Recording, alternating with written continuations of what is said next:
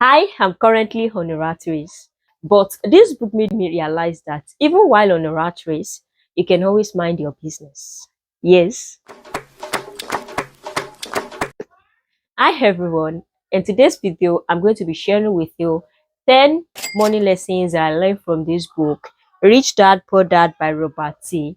So now let's get to it. Number one is financial intelligence. Okay, this book is about investment financial intelligence. So I learned that whatsoever investment you want to invest in, you must always have proper and adequate knowledge in them. Like it's not action first before knowledge. It is knowledge before action. There are various examples used to illustrate in this book whereby some people, it was like they took action first and later when they took the action everything flopped for them, so they now later come back into the knowledge of understanding what they want to invest, or is it bond, is it buying of house, asset, or anything. So it makes me realize that financial intelligence is so much important. And this author, I so much love him when he was trying to say financial intelligence, like he was measuring some huge amount of money that he used to buy courses online, so that he's going to have a proper knowledge, proper understanding of what he's investing his money into. Because, like, it can be very painful if you invested all your money into something, and on the long run, because you do not have a proper knowledge or understanding of what you want to invest, everything later flopped. Of course, you lose your money, you're going to start afresh. So that's why financial intelligence is so much important. That's number one. So number two here is work for money versus your money work for you. Oh my God, I so much love this. Like when you work for money, that's the first. Don't forget the introduction that I made. Like I am on a rat race. When you are working for money, that's rat race, according to how it was put in this book. So when you are working for money, you already have this kind of normal routine of working for a month. When you work, you receive payment, and when you receive payment, you pay your bills. So this is exactly rat race, whereby like this keep happening every month. There is no thinking of one establishing his or her own business, of paying somebody, or like running small business that can bring you profit without expecting anything at the end of the month, that can bring you daily profit. So that's rat race, and that's when you work for money. But when money work for you is when you invest. When you invest your money into something that you're seeing, like even like triple the money that you're going to see at the end of the month, you are seeing it. Even if it is not yet triple as per a starter, like you are sure seeing improvement because you are working and you are learning. You are also investing in something. That's, don't forget, work for money versus your money work for you. When you work for money is when you are receiving payment and you have the routine of going to work, earning the money, collecting money at the end of the month, pay your bills. But when your money is working for you is when you invest. That's number two. And this led me to mind your business, number three. So this mind your business was majorly trying to say that, okay, we can always work in an organization and receive payment at the end of the month. But we should not only just work, we should make sure that what we are learning, we are putting our mind into it. It's something that we are applying to ourselves, not only applying it to our boss.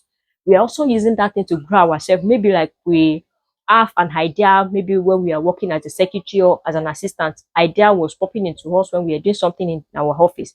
Then we write it down, take courses on it, and while we are still working in that office, in that organization, we are minding our business. We are looking for ways to grow, ways to like invest, ways to like have our own two business.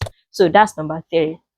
Another one is work with your mind and not body. I love this one. Like when you work with your body, it says that you are going to like get tired easily.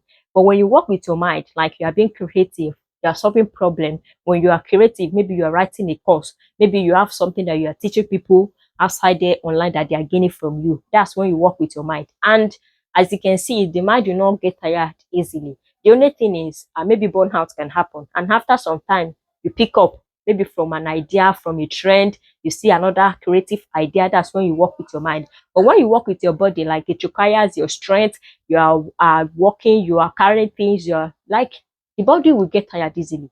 So work with your mind and not your body. That's another financial lessons I learned from this book.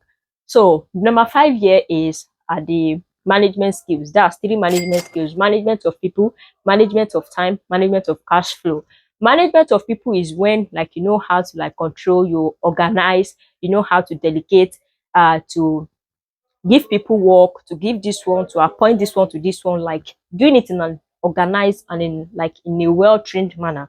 That's management of people. And management of time is also important because time is money, time is everything. Just don't waste our time on doing the unnecessary. Like always have a target of this is what I want to do in this time. This is at this time I should be done with this and start this. So that's management of time. And management of cash flow, we should not only spend. Like when we are spending, we should like have a record of what did I use this one for?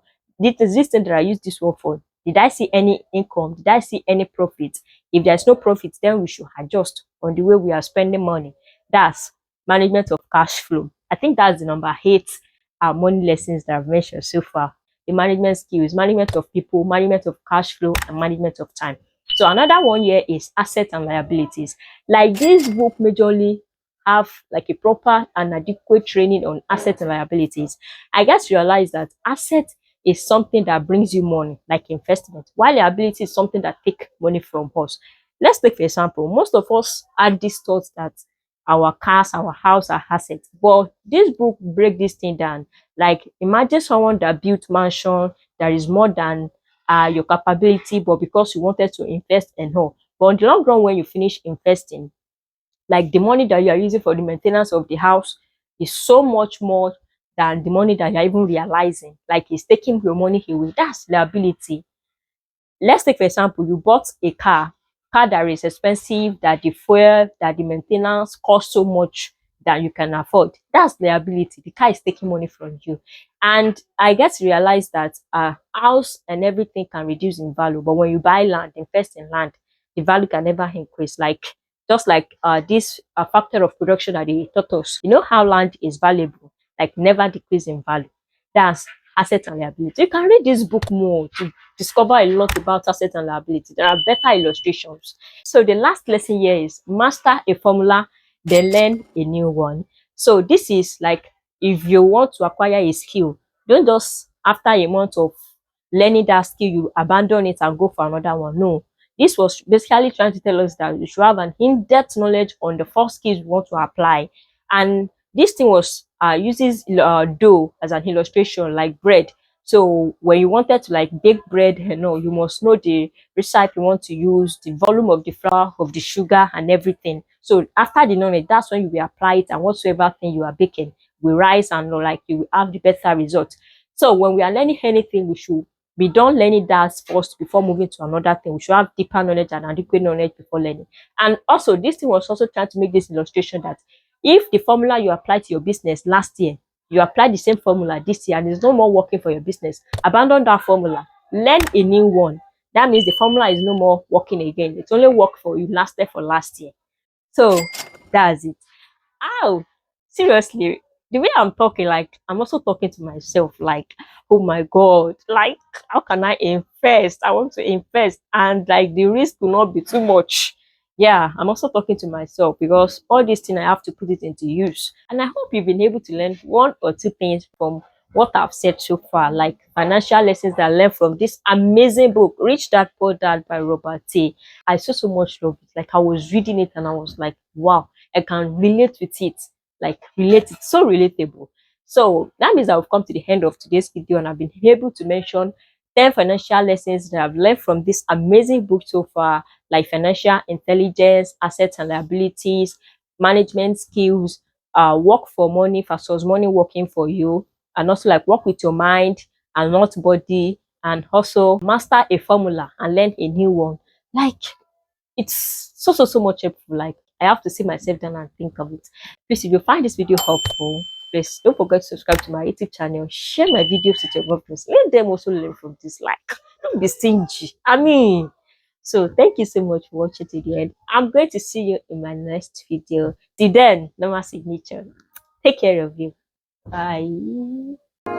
Stuck in ambition and I don't know what tomorrow holds.